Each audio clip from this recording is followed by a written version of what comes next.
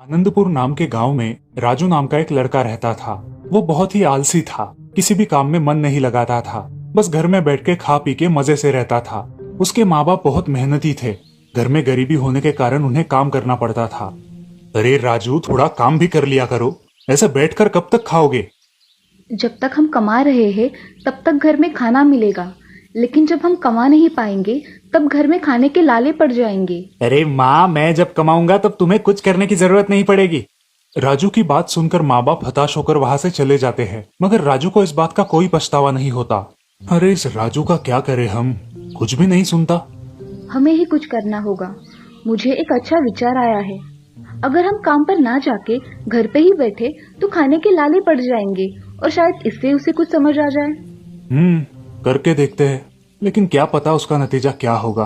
जो भी हो, राजू को ठिकाने तो लाना ही पड़ेगा। अगले दिन राजू के माँ बाप सुबह देर तक घर पर ही सोए रहते हैं। क्या हुआ है आज? आप काम पर नहीं गए? छुट्टी है क्या आज?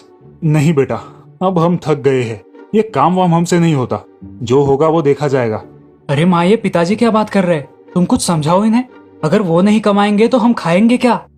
जाने दो बेटा, जो भी किस्मत में होगा वही होगा। ठीक है, जाने दो, मुझे क्या है, मैं मेरा टीवी देखता हूँ। ऐसा कह के वो टीवी देखने बैठ जाता है। अब माँ खाना बना के एक जगह बैठ जाती है। वो दिन ऐसे ही निकल जाता है। दूसरे दिन माँ घर में खाना नहीं बनाती, क्योंकि घर में अनाज का एक भी दाना नहीं होता। माँ, कुछ खाने को दो ना, बहुत भूख लगी है। बेटा, घर में कुछ भी नहीं है, हमें आज से भूखा ही रहना पड़ेगा। क्यों माँ, हम भूखे क्यों रहेंगे? आज से मैं ही काम पर जाऊंगा और पैसे भी कमाऊंगा। अजी सुनते हो, आज हमारा बेटा सच में बड़ा हो गया है। हाँ, सुना ही तो दिया, देखूंगा तो मानू। अब राजू हर रोज खेतों में जाकर मजदूरी का काम किया करता था।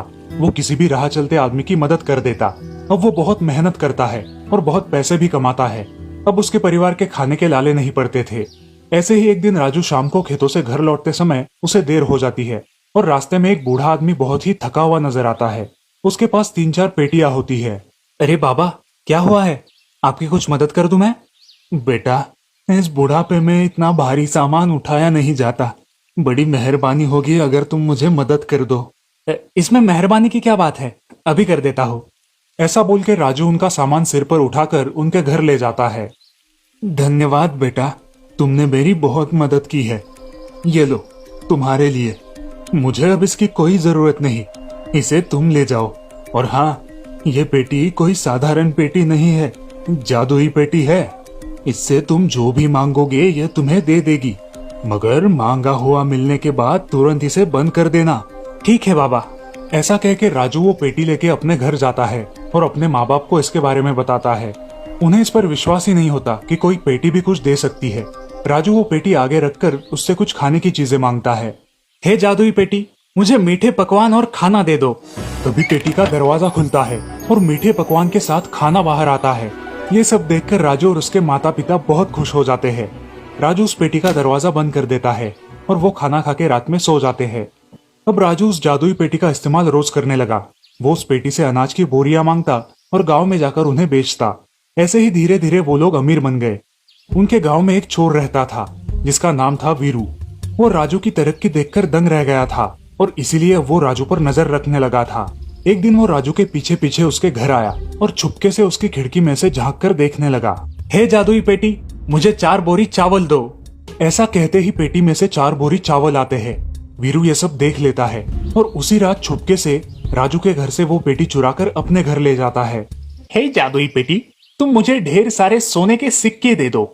उसके ऐसे बोलते ही पेटी से सोने के सिक्के आना शुरू हो जाता है और वो थमने का नाम ही नहीं लेते। मुझे और सोने के सिक्के चाहिए, और चाहिए। धीरे धीरे उसका पूरा घर सोने के सिक्कों से भर जाता है, लेकिन वीरू उस पेटी को बंद ही नहीं कर पाता। वो उन सोने के सिक्कों के नीचे दब जाता है और चिल्लाने लगता है। गांव वाले आकर उसे बचा लेते हैं और उसे पुलिस के हवाले कर देते हैं। क्यों रे वीरू, इतनी चोरी करता है कि खुद के ही घर को ढेर बना दिया। हमें इसकी कब से तलाश थी, अब हाथ आया है, चल अब हवालात में। ऐसा कह के पुलिस उसे पकड़कर ले जाती है और वो जादुई पेटी उस चोर के घर से गायब होकर राजू के घर आ जाती है। अब राजू फिर से अपनी जरूरत के अनुसार उस पेटी से चीजें मांगने लगा और एक खुशहाल जिंदगी जीने लगा। इस कहानी से हमें ये सीख मिलती है कि हमें आलस छोड़कर मेहनत की कमाई करनी चाहिए।